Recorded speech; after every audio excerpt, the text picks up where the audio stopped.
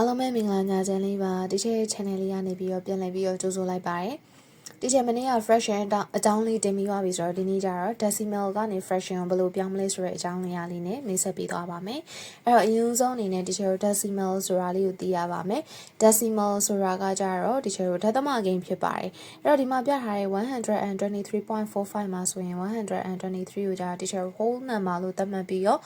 ဂျားရ point လေးကို decimal point လို့ခေါ်ပါတယ်အနောက်က45လေးကိုကြာချေ decimal part လို့ခေါ်ပါတယ်အဲ့ point ရဲ့အနောက်မှာကိန်းဂဏန်းတွေအများအများထည့်လို့ရပါတယ်unlimited ပေါ့နော်ဒီချက်ဆက်လက်ပြီးတော့ဒီချက်ကဘာအကြောင်းအရာလေးကိုပြောချင်လဲဆိုရင် decimal ကနေပြီးတော့ဒီချက် fraction ပြောင်းတဲ့အကြောင်းအရာလေးကိုပြောချင်ပါတယ်အဲ့တော့ decimal ကနေ fraction ပြောင်းတဲ့အခါမှာအကြောင်းသားအတော်များများကအခက်တွေ့ကြပါတယ်ဘာကြောင့်လဲဆိုရင်သူတို့ကပုံစံကိုမသိရဲ့အတွက်ကြောင့်တော့၎င်းပေါ့နော်အချိန်ကြီးရဲကြောင့်သူတို့အခက်ခဲဖြစ်ကြပါတယ်အဲ့တော့ဒီချက်ကဒီနေ့ရောလွယ်ကူရိုးရှင်းတဲ့နည်းလေးနဲ့ဘယ်လိုမှတ်ရမလဲဆိုတော့မိတ်ဆက်ပေးခြင်းပါတယ်အဲ့တော့ဒီမှာက 0.6 လေးပေးထားတယ်ဒါကိုဒီချက်က fraction အပိုင်းကိန်းပုံစံလေးပြောင်းခြင်းနေဆိုရင်ပထမအဆုံးဒသမရဲ့နောက်ကနေရာဘယ်နှနေရာရှိလဲဒီချက်ကြည့်လိုက်တယ်တနေရာရှိရင်ဒီချက်ကအဲ့ဒါကို10နဲ့စားပါမယ်10နဲ့စားမယ်နှစ်နေရာရှိရင်100နဲ့စားပါမယ်100နဲ့စားမယ်ဒသမနောက်မှာ3နေရာရှိရင်ဒီချက်က1000နဲ့ဒီချက်ကို divide လုပ်မယ်ပေါ့နော်စားပါမယ်အဲ့တော့ဒီမှာ 0.6 မှာဒသမရဲ့နောက်မှာတနေရာ6ကလေးရှိပါတယ်အဲ့တော့အဲ့ဒီ6ကိုဒီချက်က numerator မှာအဲ့ဒီအတိုင်းပြန်ထည့်ရေးပါတယ်ပြီးတော့ရင် denominator မှာကျတော့ဒသမနောက်မှာတနေရာဖြစ်တဲ့အတွက်ကြောင့်ဒီချက်က10နဲ့စားလိုက်ပါတယ်အဲ့တော့6/10နှစ်ခုလုံးက even number စုံကိန်းဖြစ်တဲ့အတွက်ကြောင့်ဒီချက်ကိုအပိုင်းကိန်းကိုနောက်ဆုံးအရှင်းဆုံးပုံစံရတဲ့အထိကျင်းလိုက်ပါတယ်ကျင်းလိုက်တဲ့အခါမှာနောက်ဆုံးအရှင်းဆုံးပုံစံက3/5ရပါတယ်ဒီမှာ 0.12 ပေးထားပါတယ်0.12 လေးကိုဒီချိန်ကနေပြီးတော့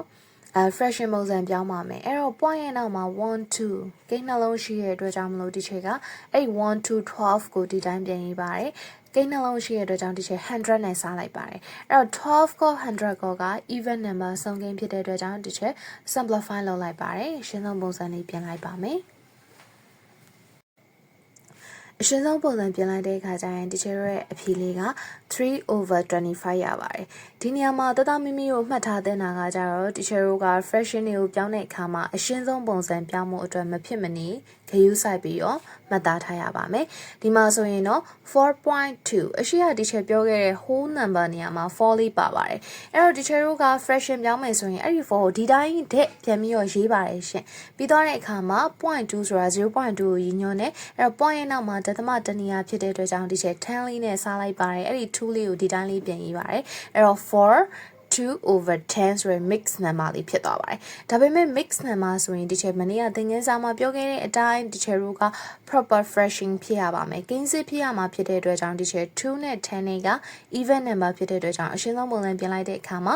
1/5ရပါတယ်ဒီဘက်မှာဆိုရင်လည်း5.25လေးပေးထားပါတယ်ဒါဆိုရင်ဒီချက်တို့ရဲ့ကိန်းဂဏန်းလေးက5ကနေပြီးတော့ဒီချက်က whole number ဖြစ်တဲ့အတွက်ကြောင့်5အတိုင်းပြန်ယူပါမယ်0.25ဆိုတာကကျတော့ 0.25 နဲ့အတူတူပါပဲအဲဒီတော့ point ရဲ့နောက်မှာဒီချက်ကိုနေရာ2နေရာရှိတဲ့အတွက်ကြောင့်25ကိုဒီချက်100လေးနဲ့စားလိုက်ပါတယ်အဲ့ဒီအခါကျရင်25ကို100ကိုနှစ်ခုလုံးက5နဲ့စုံနဲ့0နဲ့စုံနဲ့ဖြစ်တဲ့အတွက်ကြောင့်လို့ဒီချက်တို့ကိန်းကိုအရှင်းဆုံးပုံစံရှင်းလို့ရပါတယ်အဲ့တော့ဒီချက်က25နဲ့100ကို25အလီဝင်လိုက်တယ်ပေါ့ကွယ်အဲ့ဒီခါကျရင်ဒီချက်ရဲ့ answer က1/4ဖြစ်သွားပါတယ်အရှိရ whole number 5လေးနဲ့တွဲပြီးတော့သူ့ရဲ့ mix number 1/4လေးရသွားပါတယ်ဒါဆိုရင်တော့ဒီချက်ဒီနေ့ပြောပြသွားတဲ့သင်ခန်းစာလေးတွေမှာတခြားသောကိန်းဂဏန်းလေးတွေကိုအစားသမီးရောတတမီမီတို့ကအိမ်မှာလေ့ကျင့်တဲ့အခါမှာလွယ်ကူအဆင်ပြေစေဖို့မျှော်လင့်ပါတယ်ဆက်လက်ပြီးတော့ဒီချက်ကိုတင်စေခြင်းနဲ့ဆက်လက်ပြီးတော့မသိတဲ့အကြောင်းအရာလေးရှိရဆိုရင်လည်းဒီချက် comment လေးမှာမှန်ခဲ့ပါသိချင်တဲ့အကြောင်းအရာလေးကိုဒီချက်topic လေးတစ်ခုပြုလုပ်ပြီးတော့ပြန်ပြီးတော့ sharing လုပ်ပေးသွားပါမယ်အဲ့တော့ဒီနေ့ပြပြသွားတဲ့အကြောင်းအရာလေးကိုနားထောင်ပြီးတော့တစုံတရာအကျိုးရှိမယ်လို့မျှော်လင့်ပါတယ်ကျမ်းမာရှင်လန်းပါစေ bye bye